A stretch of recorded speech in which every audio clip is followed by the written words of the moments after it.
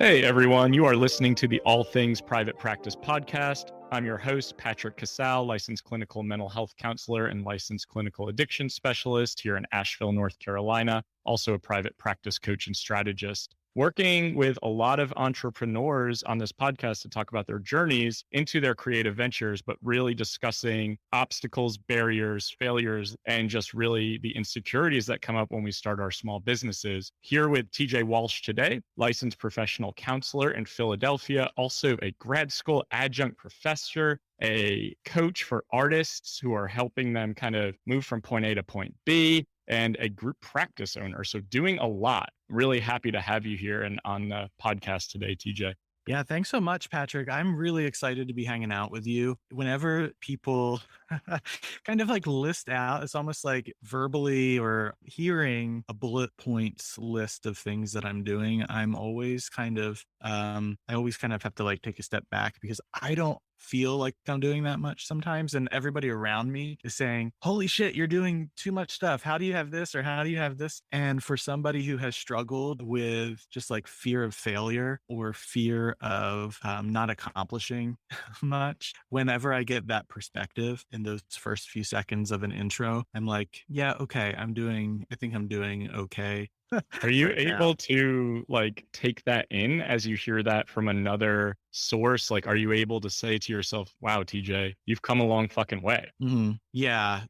I try to take it in. I think that that's something that I and probably many of us could do better at, especially those of us who are coming from more of that kind of helping other people professional side of things. We're used to kind of always be looking at the other and ignoring ourselves. So I'm starting to be able to take it in a little bit more, but it's Good. hard. Yeah. I think we're on the same page then, because I get a lot of those comments too, of like, oh my God, look how much you're doing. Look how much you've accomplished. And I'm like, it doesn't feel like I've done enough. Like, it doesn't feel like I can even sit with the fact that I've worked really hard to get to this place. And I know you and I are going to talk about like imperfect action and paralyzing fear and Mhm. in your journey. And I think so many people relate to that. Just the fact that like we hold ourselves back Right. because of our lack of belief in our abilities or even clarity into Yes. what's next or what we want to grow into. So yeah, Yes. take it away. Tell us about like point A to point B. I know it's a long journey, but like let's hear some of the cool things that, have happened along the way and where you started out. Sure. So you know what? Like I never really intended to be doing what I'm doing today back 15, 20 years ago when I was like being born an adult, right? When I was starting out as a person going to undergrad and starting his young adult life, my plans for myself were very, very different than where I've landed. And, life is a shitstorm most of the time. And,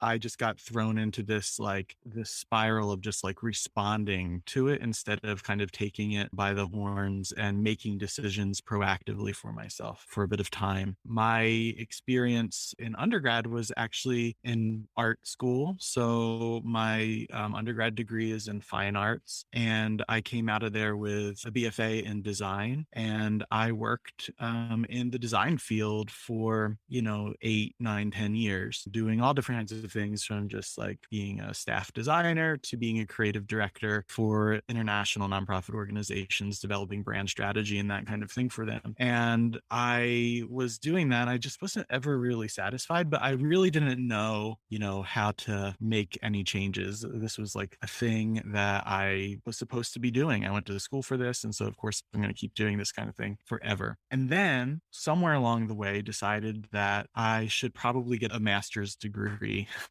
of some sort, because I guess that's like the next natural step, right? And I came to this crossroads where I was either going to get a master's of fine arts, or I was going to completely change course and direction and go the psychology route. Now, my history is my own personal history with mental health. Don't have to go into it right now. I do, if that's of interest. But really, the crux of it is, if I were at that time to go get my master's in fine arts, that would just be a recipe for disaster, because it's all looking at myself and kind of navel gazing and kind of just getting wrapped up in a whole bunch of darkness that I probably didn't need to be doing at that time. And I would be better served helping other other people, where I could grow myself as an individual while also seeing other people grow. And so ultimately I decided to go that route. While I was doing that, I got canned from my position as a art director and nonprofit organization. No idea really why. At the end of the day, it was budgetary, but it came on really suddenly. And I was forced then, Patrick, to make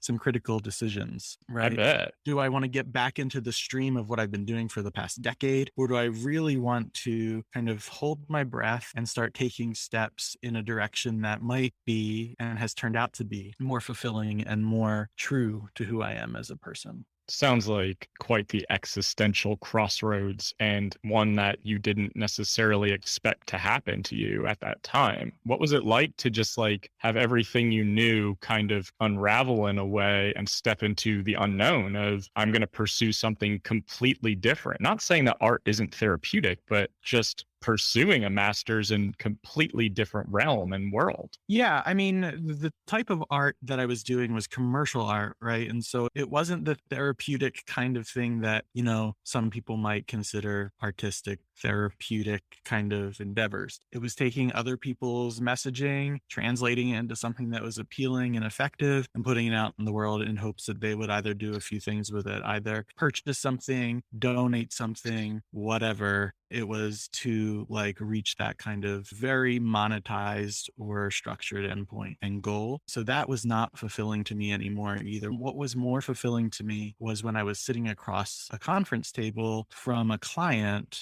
at that time, whoever was the account owner of the project that I was working on, and hearing the story of that person and why they were trying to put this thing out into the world, or why this program was so important to them, and learning then, about that person and helping them tell the story better themselves. So it wasn't actually the making of the thing, it was the learning about the person behind the thing. And so that was my kind of bridge there, was like, man, like it's these human to human kind of interactions and relationships that I really, really drive on. And so that helped me get across the bridge to making that decision that I did make for furthering the education that I have. Also, I'm somebody who has been really, really affected positively by therapists and therapy like people. I have a history of eating disorders and bipolar 2 diagnosis at some point, right? And had really gone through some dark shit and some really tough stuff. I wouldn't be here if it wasn't for those people, and maybe the literal sense of not being here. And so all those things kind of started to come together in a way that made sense for me to step back into that kind of counseling, therapy, coaching world. So yeah, but it was a sudden shift. One day in July, I,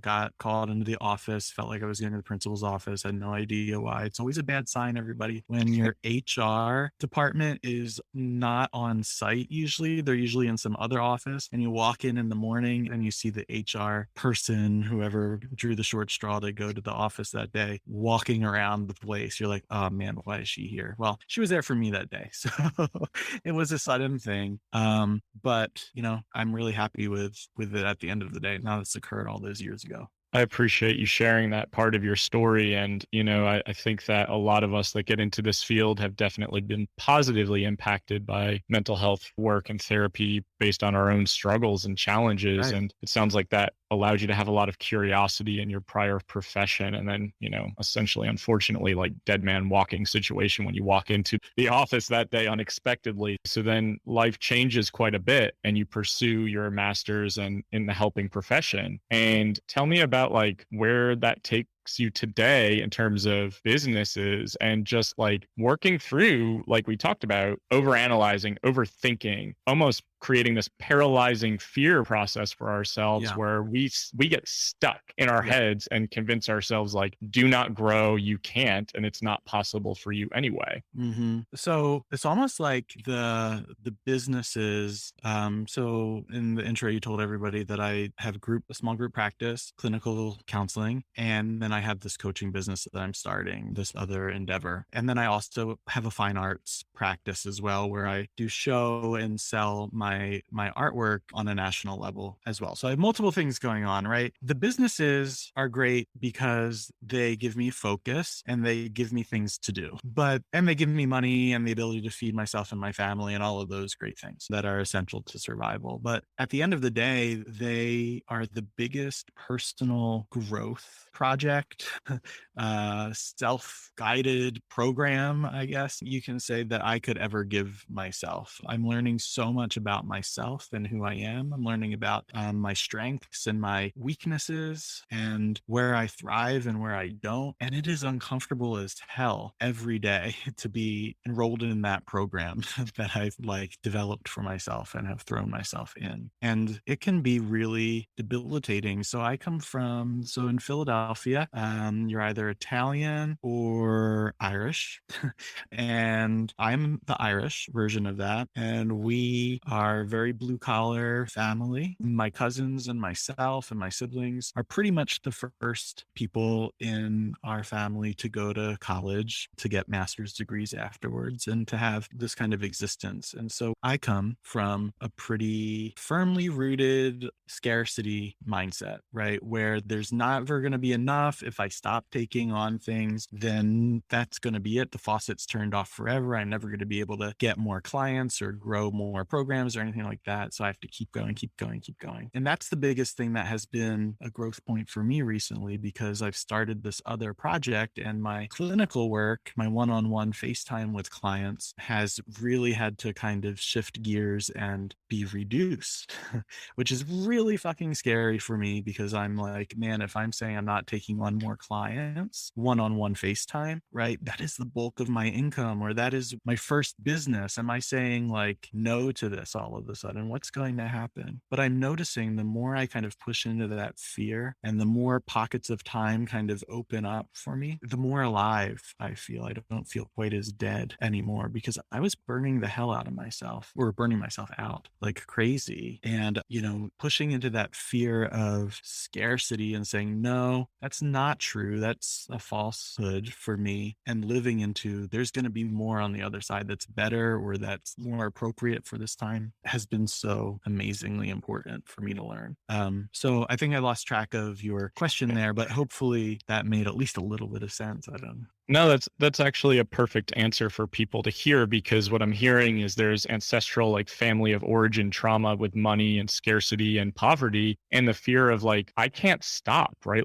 I have to provide. If I stop doing these direct client hours of 60 minutes of my time, how the hell am I going to pay my bills? We're going to lose our house, we're going to lose everything, Right. we're going to be in poverty, and I think we revert back to that mentality because it's fight or flight almost with our money trauma. Then to step into that unknown, recognizing hey, I'm burning the hell out, I'm feeling really overwhelmed with doing clinical work, I can start to create more when I allow myself to have more space, because it creates more energy. Right. But it's kind of like a double-edged sword, right? Because stepping into the unknown, creating more space is fucking scary, because you're I don't know if this is going to be successful. 100%. 100%. I mean, the way I developed and got into private practice work was very incremental. And it was I start full-time kind of within somebody else's setup, right? And then, I build up my caseload, and I'm also obtaining my licensure and all of that kind of stuff. And then eventually I kind of pull out to 3/4 time, and then I start bringing in a little bit of my own, right? So it's very incremental until the point where I'm able to say, okay, I think I have enough foundation or floor to stand on. I'm going to actually go full-time on my own. And so I was able to pace myself a little bit there with that. And I think that would be my advice for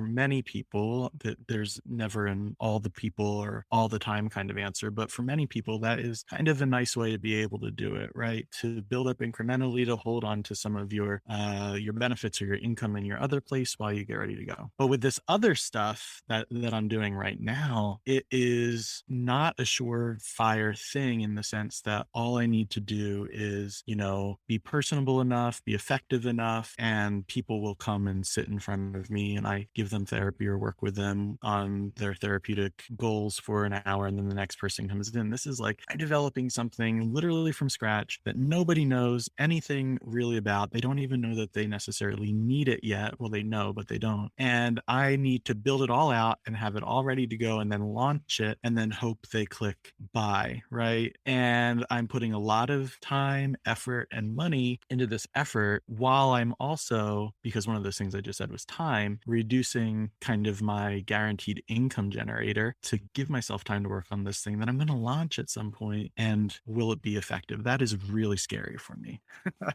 It's fucking horrifying Yeah. to step away from the consistent, secure, I know what I'm going to get, to the unknown. I'm going to build it. This is a passion project. I know people can use it and need it. And are they going to buy it? And I think we almost start to connect like our self-worth and value Mhm. to, are they going to buy it? Because if they don't, does that mean what I have to offer sucks? Like, is it just not valuable? Right. And it's really scary. And I think what you're doing is really courageous. And I see a lot of entrepreneurs start to do this as they start to get more creative, as they start to see that there are more options out there other than 60-minute chunks of their time. And that doesn't make it any less horrifying. I want to loop it back around though. Like what you told me you did in the art world was like bringing other people's visions to life and selling people on the value or the value and the brand and the mission. So it sounds like having to do that for yourself now, but also having that self-doubt, inner critic, like potential like freak out moment of, is this going to work?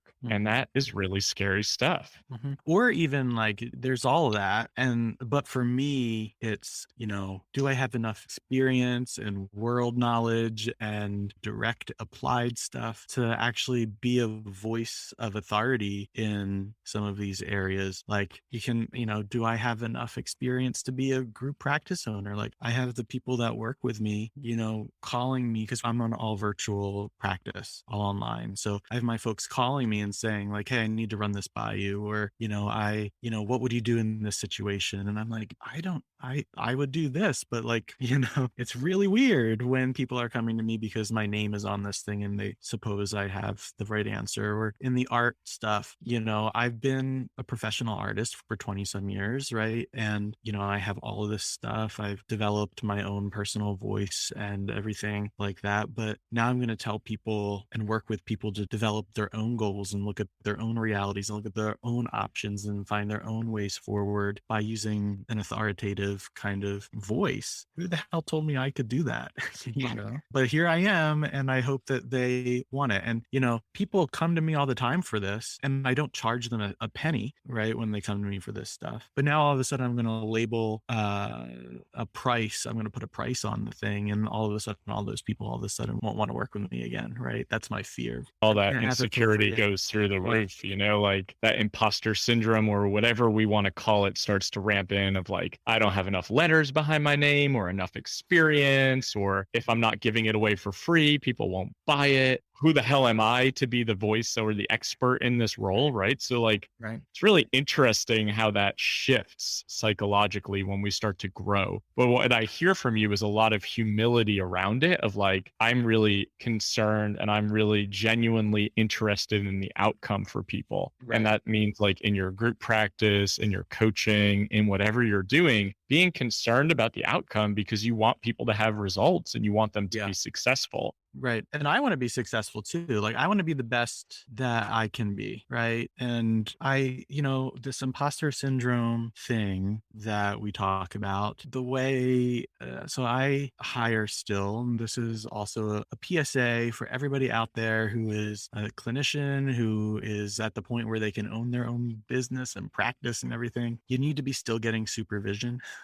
That's kind of a little PSA for everybody. So I hire this supervisor for myself that I see every other week. I pay her money and she's been in the field for like 45 years. She's awesome. But she, we talk about this imposter syndrome kind of concept that I experience and that so many of us experience. And she said, if you have imposter syndrome, this isn't a direct quote, this is like a paraphrase of everyone, but if you have imposter syndrome, it's usually a good sign because it means that you care and it means that you're probably pretty good good, because if you're overestimating the quality of the work that you're doing and not having any fear, not having any self-doubt, not having any kind of like self-evaluation, right? You're probably not that good. And she's like, the fact that you are questioning yourself all of the time, the fact that you are kind of looking under the rocks and kind of inspecting them is a sign that you want the best for yourself and the people that, trust you to help them. Where it becomes a challenge, and this is TJ talking again, not his supervisor, but where it becomes a challenge though is if you stay in that place for too long and that's all you see, and you discount all of the facts and figures that are being presented to you that show you are okay, you are pretty good, you do help people, you are making a difference, and not letting yourself move forward, that becomes a bit of a problem at that point. I think your supervisor's spot on. And I know, Yeah. we see that term thrown around a lot these days. And I think you're absolutely right. And there's a duality, right? Of like, we need humility. We need to question competency. We need to have a little anxiety and insecurity because we don't want to go into everything feeling like we just know it all without the ability to learn. And I think clinically that is also true. But then there's the other side of like, can I get stuck in that? Is that going to be so overwhelming, that fear or insecurity, that I can never put the idea out there in the first place? So that can be crippling. And I've lived that fucking life for a long time. And I'm sure you have too in a lot of ways. And it can be really painful. So we talked a little bit about imperfect action. You want to talk for a couple minutes about what that means to you? Yeah. So imperfect action, again, I guess it's like another term that is swimming around in some of our pools right now. And basically for me, it's just do something, right? I work with, a person who's helping me develop this other business, this coaching business. I think that you also know she's all about, imperfect action, and just like put the thing out there. If you don't put it out there, you can't test it and validate it and see if it stands. And if it falls over, then you know what to do. You can kind of pick it back up and, fix it. But if you're just sitting on it forever and ever, it's not going to go anywhere. And, I can spend forever sitting on something. And, I have no idea why I use this analogy all the time, but I use it anyway. I probably have no right to use it because I will never give birth to a human child. I don't have the ability to do that.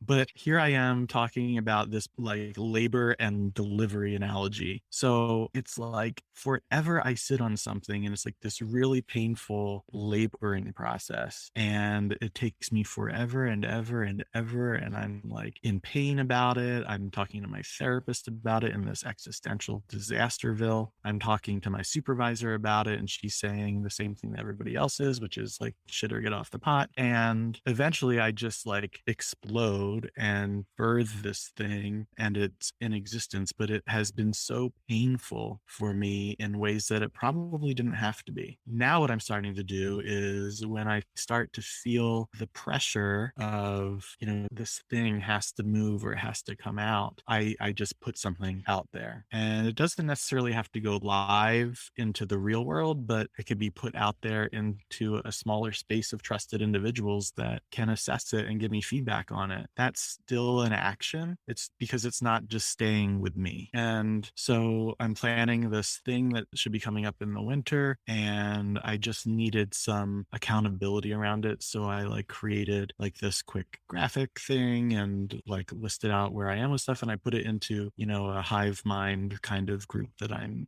in, just for accountability. And it gave me the ability to say, okay, I made this action and now I can take more steps. And that was so helpful for me to get me dislodged from a part of this process that I was starting to kind of overanalyze and sit on for too long. So to answer your question again, imperfect action is just really putting something out there and seeing what it does. Well said. I think I want everyone to really think about that as you're listening to this, that I think so often we believe that we have to have everything, all the pieces in place to launch an idea. We have to know exactly from A to Z how this is going to work, how it's going to operate, how to kind of structure it. And by just putting it out there, even if you don't have any of the pieces in place, it alleviates anxiety and fear, but it also creates that accountability, like you're saying. Right. And to be honest with you, this last year for me, I launched my coaching and consulting business, Facebook group, podcast, and I just launched an Ireland retreat. All of that was from imperfect action though, because it was like in my head for so fucking long. And I convinced myself all of these reasons why it would not work. And I just put it out there on Facebook. Like, who gives a shit who likes it or comments? But like, that felt so scary at the time. And then ultimately now it's like, oh, some of this stuff is going to work and some of it is not. And the stuff that's going to work, great. And the stuff that's not, we can change, we can fix, we can edit and improve. So I hope everyone can hear that, because I know we can get stuck in our process and it's really paralyzing. So I appreciate that perspective very much.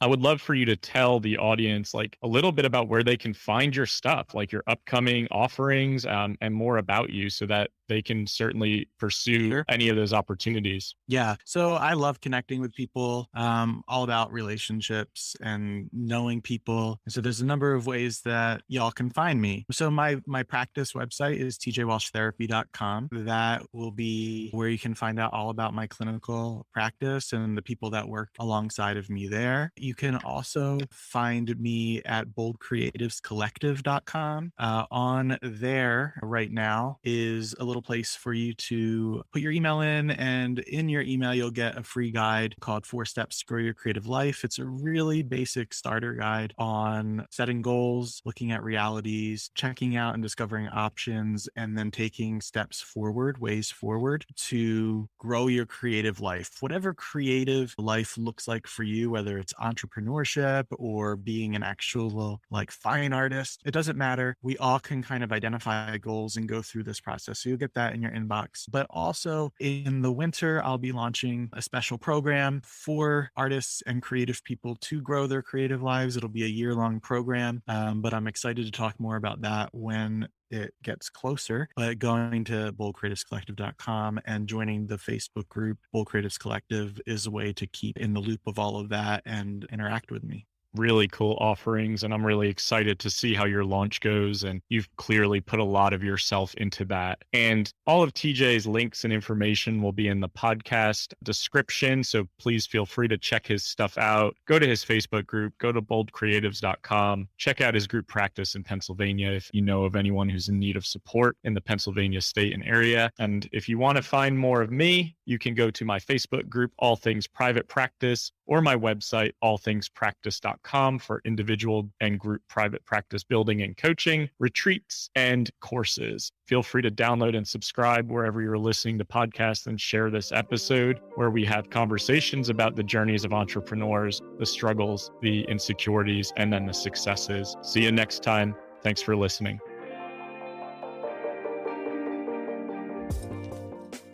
This podcast is heard along the Marketing Podcast Network. For more great marketing podcasts, visit marketingpodcasts.net.